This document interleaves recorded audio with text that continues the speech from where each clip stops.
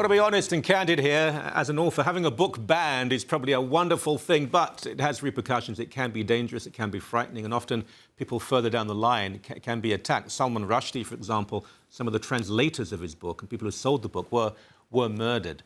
Irshad Manji, a famous, iconic author who's spoken about Islam and feminism and liberty, and an old friend, and it's always a pleasure to see her again and chat to her. She's in New York right now. How are you? Well, now that I'm back in New York and away from Southeast Asia, I am much more serene. The craziness here is, Michael, that, I'm now finding a lot more calm being back in New York than being abroad. And you know what New York is like, so you must know what my book tour would have been like. Well, I was reading about it at some length, and I've got to say, and we've known each other for a long time, I'm not saying this to buddy you up, your courage is incredible, because you were in places where there were extremely violent people, and there you were standing your ground. You were in, what, Indonesia and Malaysia? That's right. And in Indonesia, my team and I were physically assaulted by Islamist extremists who sent one of my own team members to the hospital for injuries and 4 others with head injuries. And then we get to Malaysia, and lo and behold, we find that my book is banned. But as you know, the saga does not end there. Just the other day, we learned that in Kuala Lumpur, which is the capital of Malaysia, a Borders bookstore manager was arrested and is now languishing in jail, get this, for selling the book before it was officially banned. This is incredible. I mean, at various levels. First of all, he's a manager. I doubt if he's actually personally ordering. He's probably listening to people above at a more national level. It was before it was banned. Now, I assume he's a Muslim because probably non-Muslims in the country, and there are many, could not be charged under this law. Am I right in that? You are right in that. Let me just clarify that actually the manager is a woman, and but you are right that she is Muslim, and it is such an insightful point that you make, that in the Muslim majority country of Malaysia, Muslims are subjected to 2 types of systems of justice, one being the secular civil system and the other being Sharia courts. And so it is under the Sharia court system that this Muslim bookstore manager was targeted. So if she had been, for example, a Chinese Malay, a non-Muslim, she would have been okay. But because she is Muslim, she is now extra vulnerable to the whims of Islamic authorities.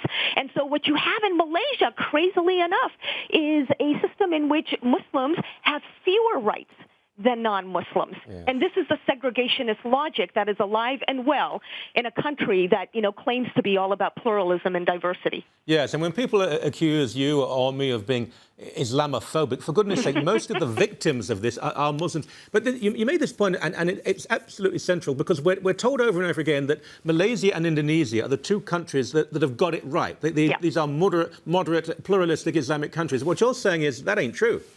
Well, it was true at one point, but I can honestly tell you that only a few years later, it has become quite untrue. And back to Indonesia for a quick second. This is the world's largest Muslim majority country.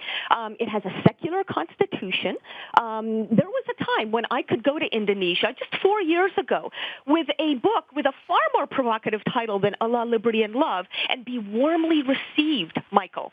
But only 4 years later, most of the places where I was supposed to have presented in Indonesia canceled my events for security reasons, and we found that even the police have become complicit in the in the actions of the radicals. At one point, the very first public event I did in Jakarta, when we were scurried away from the event because extremists were now at the door. Yeah. My team and I arrived at a brand new hotel with a much more security to it, and somebody told us that the office of the Jakarta police chief had just tweeted out the hotel that we had arrived at. Okay? So how's that for safety and security? It's incredible. And what is so fundamentally worrying is that if you look at the trend here, Pakistan, Egypt, Turkey, Indonesia, Malaysia, even Jordan, countries that were relatively pluralistic, or if not pluralistic, moderate, the trend is all in the wrong direction now. You're absolutely right. It is all in the wrong direction. And what we're finding, at least what I'm finding, is that it's not only because of religion. It is also because many of these governments are caving.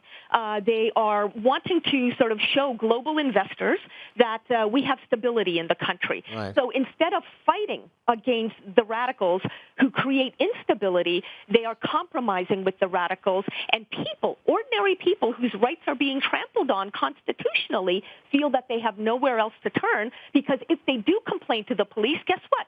Since the police is complicit, these are the people who complain, who are going to find themselves, with a raw deal the very next day. Mm-hmm. But if they don't complain, then of course the violence continues.